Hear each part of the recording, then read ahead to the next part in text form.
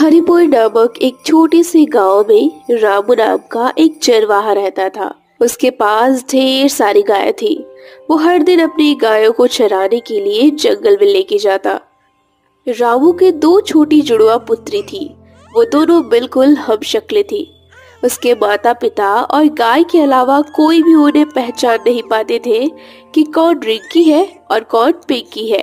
सुमित्रा की दो पुत्रियां थी। वो इसीलिए ईर्ष्या करती थी और वो रामू के साथ हमेशा लड़ती रहती थी। ईश्वर ने हमें दो पुत्रियां दी, इसके अलावा तो पुत्र ही दिए होते तो ठीक रहता। मुझे पुत्रियां बिल्कुल पसंद नहीं है। आप ही संभालो अपनी पुत्रियों को।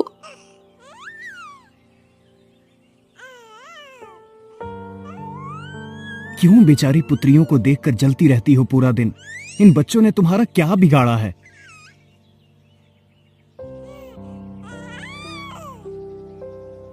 अरे मेरी उम्मीद पर पानी फेरा है। मुझे पुत्र चाहिए थे और ना चाहते हुए भी ये चुड़ैल आ गई।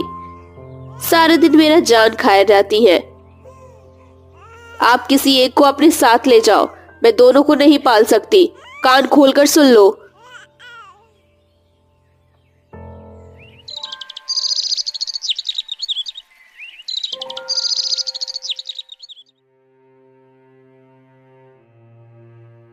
सुबह एक दिन रामू की पत्नी को उसके बीमार माँ के हाल पूछने उसकी माँ के घर जाना था। ए जी सुनते हो, मैं कल सुबह रिंकी को अपने साथ लेकर जाती हूँ। मैं एक हफ्ते में वापस आ जाऊंगी।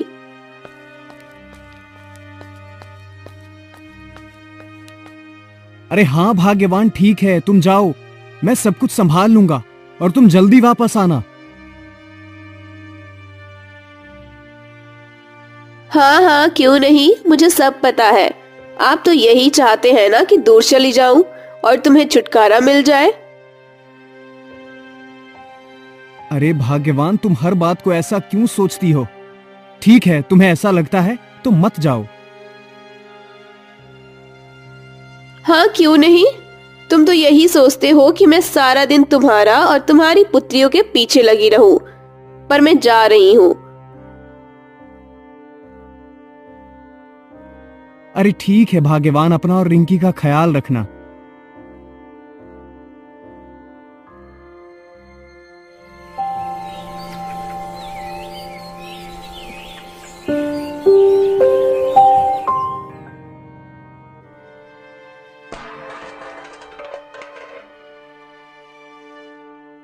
सुबह अगले दिन सुमित्रा सुबह सुबह जल्दी उठकर अपने सारे काम करने के बाद रिंकी को लेकर अपने माँ के घर चली जाती है।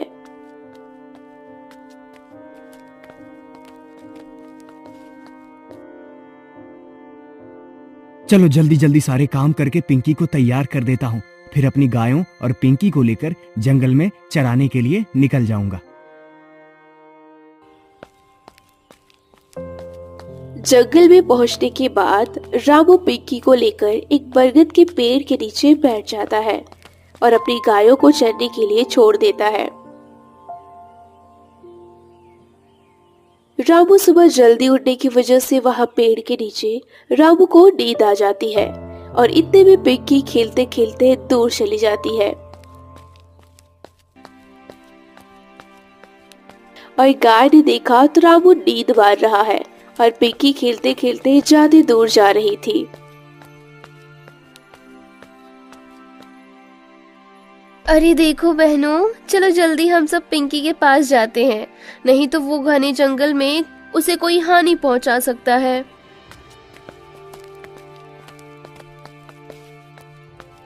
विद्या और उसके साथी पिंकी के पीछे पीछे चले गए। पहुंचकर उन्होंने देखा एक खूंखार शेर पिंकी के पास खड़ा था और बोला, अरे वाह, क्या बात है भाई, आज तो शिकार खुद चलकर मेरे पास आया है। वाह, बहुत दिन हो गए इंसान का भोजन करने को मिला नहीं था। इसे तुरंत पहले अपने गुफा में ले जाऊंगा। वो जैसे ही पिंकी को लेने के लिए आगे बढ़ा, विद्या और गायों ने उस पर हमला कर दिया और उसे मारकर भगा दिया। अरे आज तो बच गया, लेकिन कल नहीं बच पाएगा मुझसे।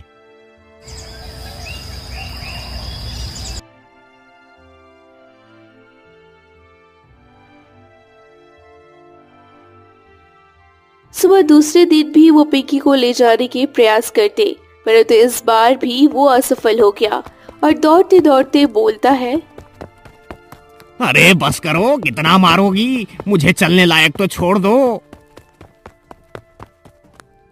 अरे रुको तो, अभी और मजा चखाते हैं। कहाँ भागते हो, रुको तो सही। अरे मुझे छोड़ दो, मैं फिर कभी नहीं वापस आऊंगा। और अगर फिर वापस आए शेर के बच्चे तो हम तुझे जिंदा नहीं छोड़ेंगे।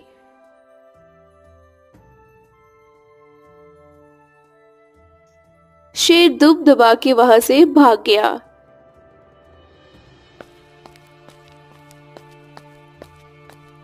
तुम्हें अब और ज्यादा ख्याल रखने की जरूरत है। और सभी लोग घर वापस चले आए।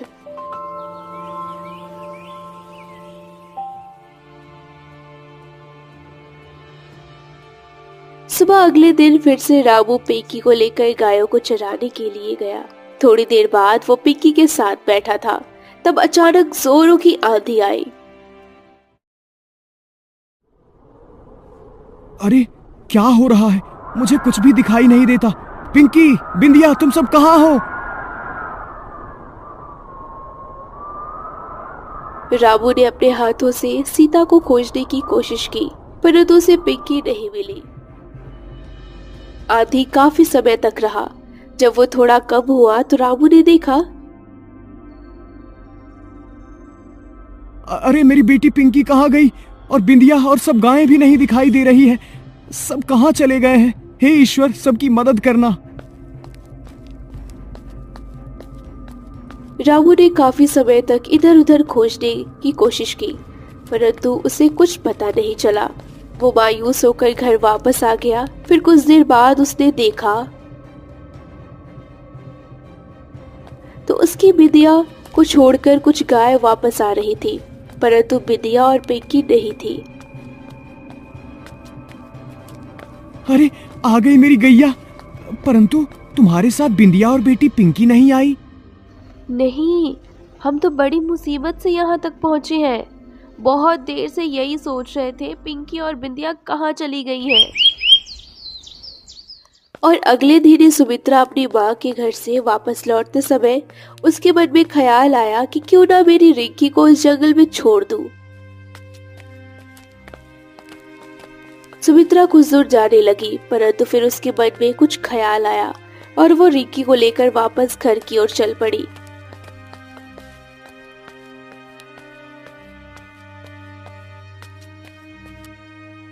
घर जाने के बाद उसने देखा तो रामू उदास होकर बैठा था।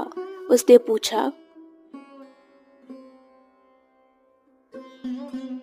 अरे क्या हुआ जी, आप कुछ बोलते क्यों नहीं और इतना रोते क्यों हो? बताओ क्या हुआ?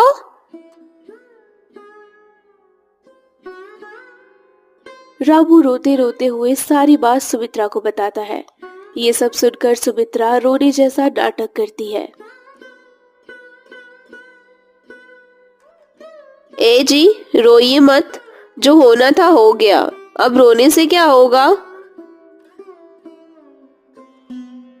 सुमित्रा को तो जैसे पिंकी के गायब होने का थोड़ा भी फिक्र ही नहीं था। रामू ने कई सालों तक पिंकी और बिंदिया को खोजा, परंतु दोनों में से किसी का पता नहीं चला। रामू आसपास शहरों में भी खोजा, परंतु कुछ पता नहीं चला। और बिंदिया पिंकी को लेकर काफी दूर जा चुकी थी।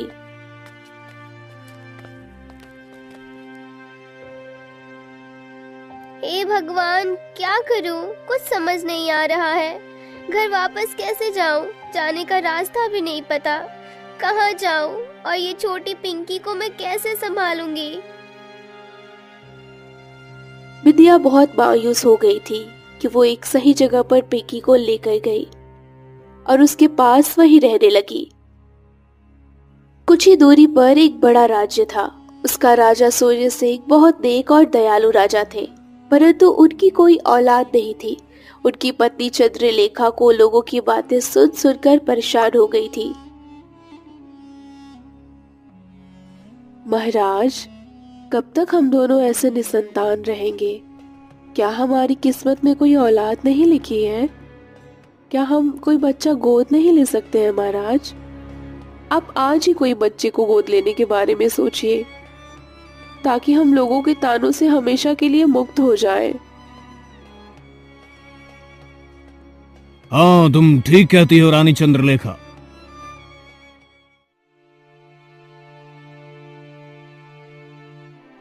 ठीक है महाराज, आप अपना ख्याल रखिएगा।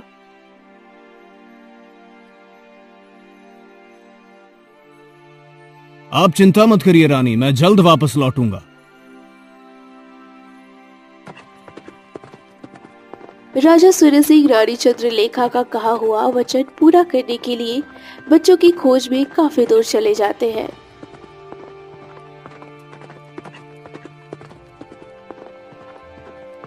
राजा सूर्य सिंह ने सुना कि एक सुनसान और खतरनाक जंगल में एक बच्चे की रोने की आवाज आ रही थी।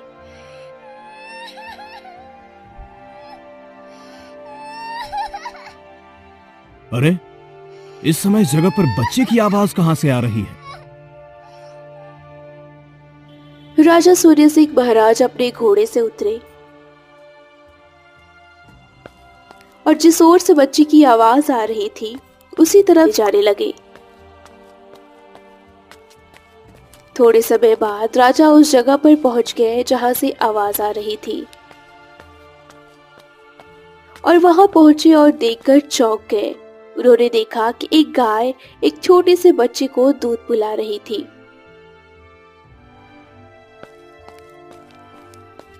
राजा उनके पास गए और कहने लगे,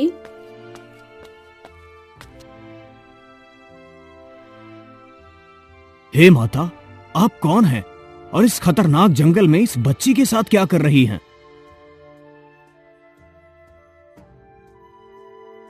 राजा सूर्य सिंह की बातें सुनकर विद्या को लगा कि ये कोई सही आदमी दिख रहा है। विद्या ने राजा को सारी बात बताई। आंधी आने की वजह से वो दोनों अपने घर वालों का साथ छूट गया और उन्हें घर लौटने का रास्ता भी नहीं पता है। विद्या राजा से पूछती है,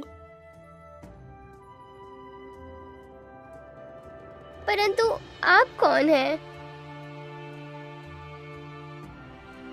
राजा ने विद्या को अपने बारे में सारी बात बताई और कहने लगी,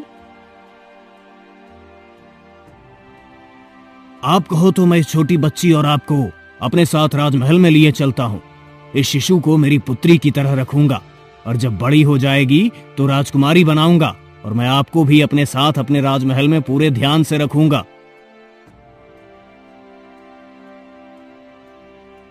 ये सब सुनकर विद्या बहुत ज्यादा खुश हो जाती है और उसकी आंखों से आंसू निकल आते हैं। तभी कहने लगती है,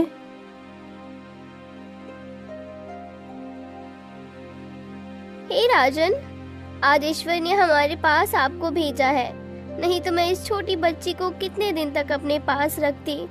ठीक है राज, मैं तुम्हारे साथ चलने के लिए तैयार हूँ।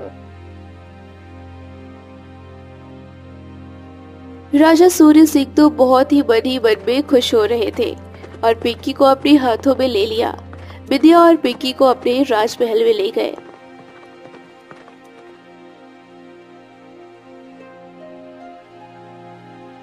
चंद्रलेखा खड़ी होकर राजा की राह देख रही थी। जब वो राजमहल के पास पहुंचने लगे तो रानी चंद्रलेखा वहां दौड़ कर आ गई। अरे महाराज, आप आ गए। मैं कब से आपके आने की राह देख रही थी और आपके साथ ये बच्ची और गाय आपको कहां से मिल गए? अरे रानी चंद्रलेखा, धीरज रखिए, सारी कहानी बताता हूँ।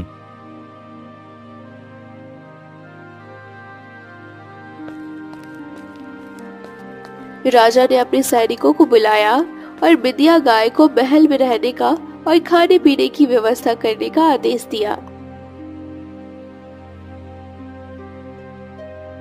सैनिकों, ये गाय माता आज से हमारे परिवार का हिस्सा है और उनका अच्छे से ध्यान रखा जाए। राजा पिंकी को लेकर रानी चंद्रलेखा के साथ अपने कमरे में चले गए और बोले, रानी चंद्रलेखा, ये लो, पिंकी के रूप में आज हम दोनों को एक पुत्री मिल गई। भगवान ने हमारी प्रार्थना सुन ली और इसे हमारी पुत्री के रूप में भेज दिया। परंतु महाराज, ये पुत्री आपको कहाँ पड़ी मिली?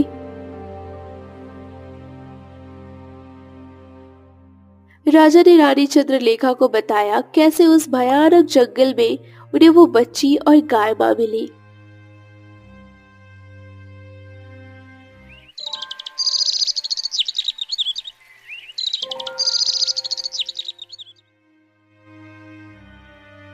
कुछ साल बाद पिंकी बड़ी हो गई थी और पड़ोसी के सभी राज्यों में उसके ही चर्चे होने लगे। पिंकी बहुत समझदार और नेक दिल की थी। पिंकी हर रोज बिटिया गाय से मिलने जाया करती थी और उसको खाने के लिए कुछ चारा भी ले जाया करती थी।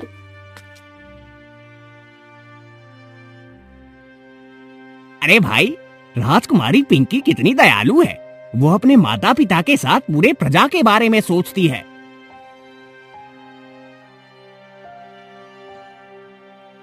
हाँ भाई, सही कहा तुमने। राजकुमारी पिंकी गांव में भ्रमण करने जाती है और सबका हाल चाल पूछती है।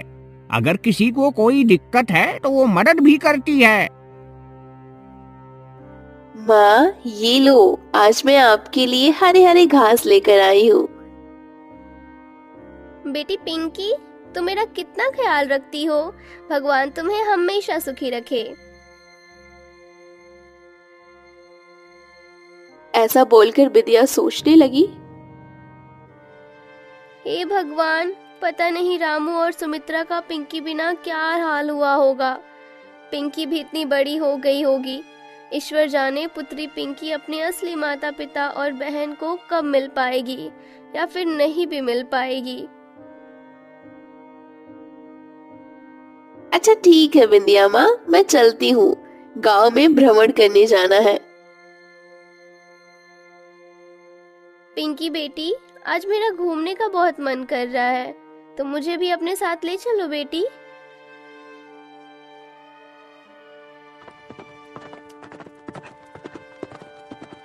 अगले दिन सुबह वो अपने रथ पर बैठकर विद्या गाय को अपने साथ लेकर चलती है। चलते चलते वो बहुत दूर एक खतरनाक जंगल के पास आ पहुंचती है। कितना हरा भरा जंगल है, विद्या देखकर बहुत ज्यादा खुश हो गई। बेटी देखो ना, कितना सुंदर जगह है। तुम यहीं रुको, मैं थोड़ी देर बाद आती हूँ। तुम मेरा यहीं इंतजार करना। ठीक है, परंतु अब जल्दी लौट आना। मैं यहाँ बरगद के नीचे थोड़ी देर आराम करती हूँ। पिंकी पेड़ के नीचे थोड़ी देर आराम करने लगी, तब विद्या जंगल के अंदर जाने लगती है। अरे अरे, आज मेरी पिंकी होती तो वो बिल्कुल रिंकी जितनी होती। कितना अच्छा होता। हे ईश्वर, मेरी पिंकी जहां भी हो उसे खुश रखना और मेरी बिंदिया को भी सही सलामत रखना।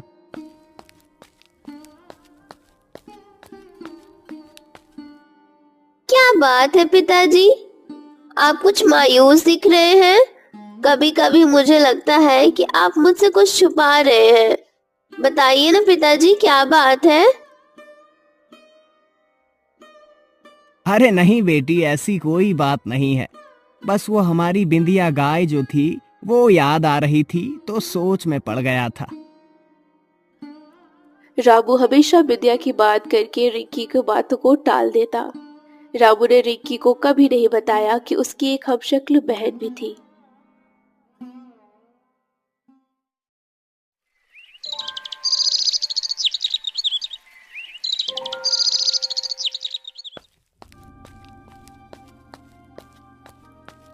सुबह एक दिन रिक्की के मौसा जी आए और रिकी की माँ को कहने लगे,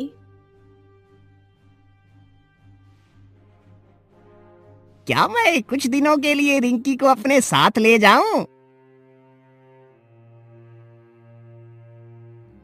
अरे मैं क्या बोलूं, रिंकी जाने और उसके पिताजी, पता नहीं दोनों बाप बेटी पूरे दिन जंगल में घूमते रहते हैं। थोड़ी देर में रामू और रिकी जंगल में गायों को लेकर आ गए। लो जी देखो, ये दोनों आ गए, अब तुम खुद ही उनसे पूछ लो।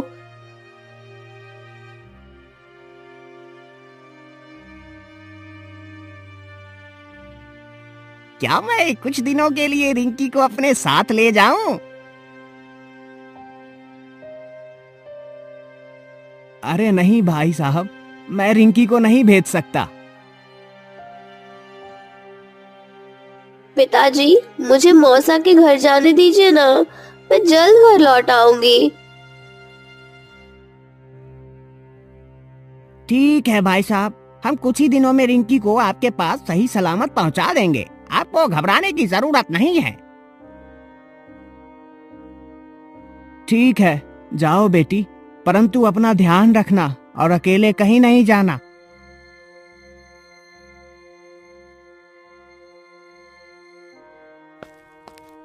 सुबह अगले दिन से चलते चलते रिकी और उसके मौसा जब जंगल में पहुंचे तो रिकी बोलती है,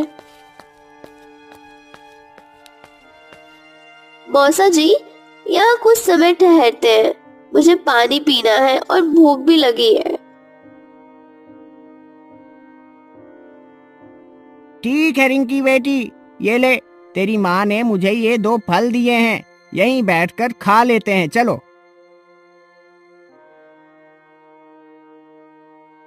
दोनों वहां बैठकर फल खाने लगे। तब अचानक उन्हें कुछ अजीब सी आवाज सुनाई दी। मौसा जी, ये तो कोई मुझे बुला रहा है, परंतु इस सुनसान जंगल में मुझे कौन बुलाएगा। तब विद्या गाय भूल कर वहां आ पहुंची और कहने लगी,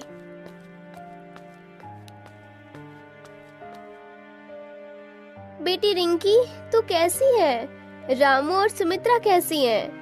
मुझे तो उनके पास ले चल, बहुत जरूरी बात बतानी है उन्हें। रिकी को शीघ्र ही पता चल गया कि ये विद्या गाय है। अरे आप बिंदिया गाय हो ना?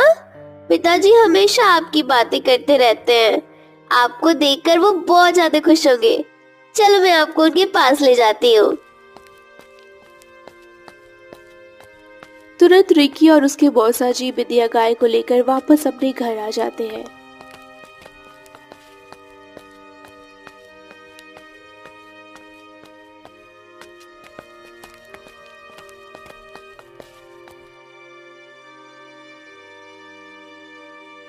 घर वापस आते देख रामू कहने लगा,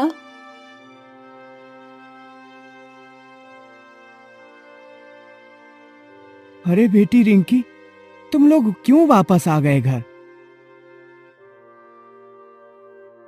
पिताजी देखिए किसे लाई हूँ।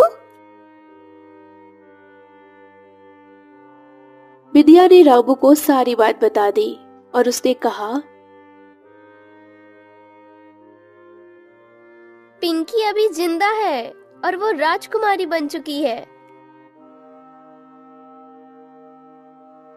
क्या तुम सच कह रही हो बिंदिया? मेरी बेटी पिंकी राजकुमारी बन गई है क्या? ये सच है? अरे हमें, और क्या हम पिंकी से मिल सकते हैं? हाँ ठीक है, आप सभी को मिलवा देती हूँ। अरे सुना सुमित्रा, हमारी पुत्री पिंकी अभी भी जीवित है। अरे बेटी रिंकी, तुम्हारी बहन अभी जिंदा है। देखो सुमित्रा, तुम हर रोज अपनी पुत्रियों से जलती थी, आज देखो वो राजकुमारी बन गई है। ए जी, आप सही कह रहे थे, मेरी सोच गलत थी। हमें पुत्र और पुत्रियों में अंतर नहीं करना चाहिए। पुत्री रिंकी मुझे माफ कर दे, मैंने तेरे साथ भी बहुत बुरा किया है। क्या पिताजी, सच में मेरी हमशक्ल बहन है? तभी आप मुझसे नहीं बताते थे और दिन भर उदास रहा करते थे। पिताजी, मुझे भी बहन से मिलना है। अरे हाँ बेटी, हम सब एक साथ चलेंगे अपनी पुत्री पिंकी से मिलने। चलो बिंदिया, हमें हमारी बेटी पिंकी के पास ले चलो। और वहाँ पिंकी काफी समय तक बिंदिया माँ की राह देखकर उसे इधर उधर खोजने लगती है। अरे ये बिंदिया माँ कहाँ चली गई? शाम होने को आई, लगता है वो वापस राजमहल चली गई होंगी। जाकर पता लगाती हूँ। पिंकी ने राजमहल आकर देखा तो बिंदिया गाय नहीं थी। उसने सैनिकों को उसे खोजने का आदेश दिया। इस तरह बिंदिया गाय और रामू, सुमित्रा और रिकी को महाराजा सूर्य सिंह और पिंकी से मिलवाने के लिए निकलते हैं। चलते चलते वो सब जंगल से जा रहे थे। थोड़ा समय विश्राम करने के लिए ठहर जाते हैं। तभी कहीं से वही खतरनाक शेर आता है जो रिकी को बचपन में खाने आया था। अरे ये तो वही कन्या है, आज मेरे हाथों से नहीं बच पाएगी। आज तो मैं इसको अपना शिकार बना लूंगा और बदला लेने का आज बढ़िया मौका है। ऐसा बोलकर वो रिकी को लेकर जाने लगता है। थोड़े समय जाने के बाद रिकी की आंख खुल गई। उसने देखा तो वो घबराकर जोर जोर से चिल्लाने लगी, बचाओ, मेरी सहायता करो, मुझे इस दुष्ट शेर से बचाओ। तभी उधर से एक राजकुमार जा रहा था।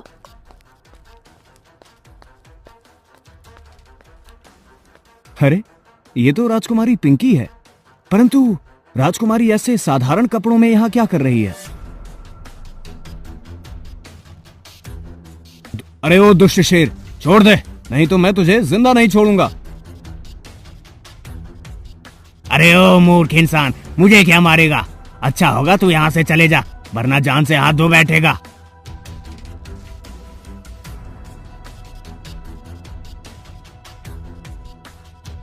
फिर राजकुमार और शेर में युद्ध होता है और राजकुमार शेर को मार देता है। तभी वहां पिंकी भी पहुंच आई और राजकुमार देखकर आश्चर्यचकित रह गया। कभी पिंकी को देखा तो कभी रिकी को देखा। रिकी और पिंकी की नजर एक दूसरे पर पड़े। वो दोनों एक दूसरे को देखते रह गई। तभी रिकी अपनी बहन पिंकी से कहती है, मेरी बहन पिंकी, तुम कहाँ चली गई थी? मुझे इतनी खुशी हो रही है, मैं बता नहीं सकती। मुझे बिंदिया गाय ने सब बताया है तुम्हारे बारे में। ये तुम क्या कह रही हो? मुझे यकीन नहीं हो रहा है कि मेरी एक और हमशक्ल बहन है। कुछ ही देर में रामू, सुमित्रा और बिंदिया गाय खोजते हुए वहां पर आ पहुंचे। अरे बेटी, तू ठीक तो है ना? हाँ पिताजी, मैं ठीक हूँ। रिंकी बेटी, ईश्वर का लाख लाख शुक्र है कि तुम सब सही सलामत हो। परंतु मेरे माता पिता ने कभी मुझे ये बात नहीं बताई। बेटी पिंकी, चलो हम सब राज दरबार चलते हैं और वहीं पर सारी कहानी बताते हैं। तुरंत वो सभी लोग राज दरबार जाते हैं। राज दरबार में पिंकी और रिकी एक साथ आगे चलते हैं तो सब लोगों के होश उड़ गए। अरे भाई देखो, ये राजकुमारी रिंकी के साथ उनकी हमशक्ल कौन है और ये सब लोग कौन है?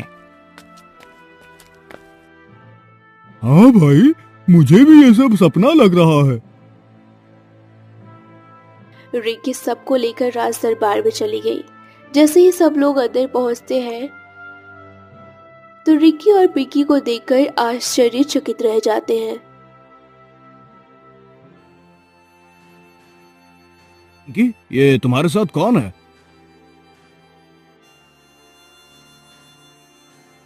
पिताजी, ये रिंकी की हमशक्ल बहन पिंकी है और ये उनके माता पिता है।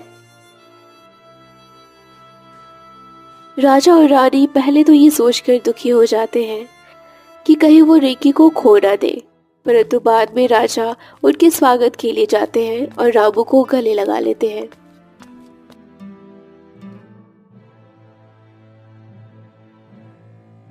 महाशय, मैं आपसे क्षमा चाहता हूँ। हमने आपको खोजने का बहुत प्रयास किया, परंतु जब आप नहीं मिले तो रिंकी को हमारी पुत्री बनाकर हमारे साथ रख लिया। आप बिंदिया गाय से पूछ सकते हैं। हे राजन, आप मुझे शर्मिंदा कर रहे हैं। आपने तो इतना अच्छा काम किया है।